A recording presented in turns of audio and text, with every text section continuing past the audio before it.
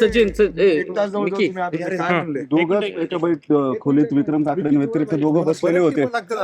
ठीक आहे, पण तुम्ही दोघं बऱ्याच वेळा अर्धा तास चर्चा करत होते. काय हे पहा, पक्षाने घेतलेला, आमच्या श्रेष्ठींनी घेतलेला निर्णय मान्य केला.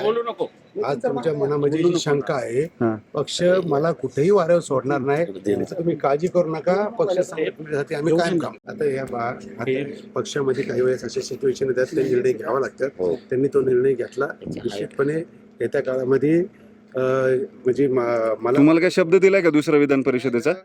राज्यपाल नियुक्त चांगला मान सन्मान राखतील एवढी मला खात्री आहे. काय सांगितलं? काय सांगितलं काय? राहणार आहात की अख्खा कारभार पूर्ण काकडे फॅमिलीकडे जाणार आहे? तुम्हाला कधी बोललो का की मी काय सोडणार आहे? तुम्ही बोलण्याचा प्रश्नच नाही हो. तिकडनं निर्णय झाला तर काय करणार?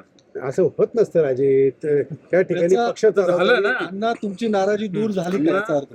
आता एक आम्ही माहिती ऐकली की परवा दिवशी संजय काकडे पार्टी ऑफिसला जाऊन बसले होते प्रवेशाच्या आधीच.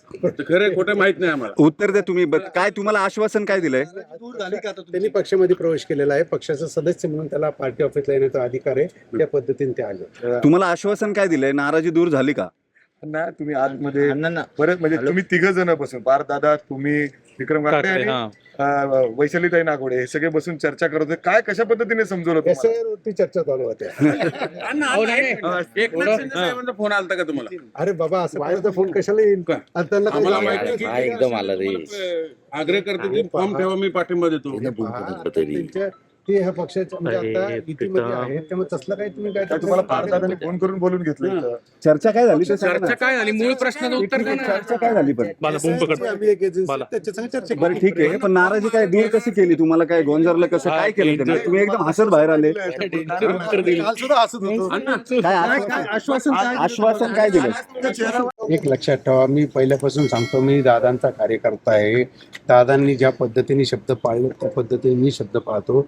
मी वहिनींना इतकं आश्वस्त केलंय की बाबा तुम्ही काळजी करू नका. आणि त्यांनी सांगितलं तुम्हाला वाऱ्यावर सोडलं जाणार नाही, काय काळजी करता? चला ठीक आहे.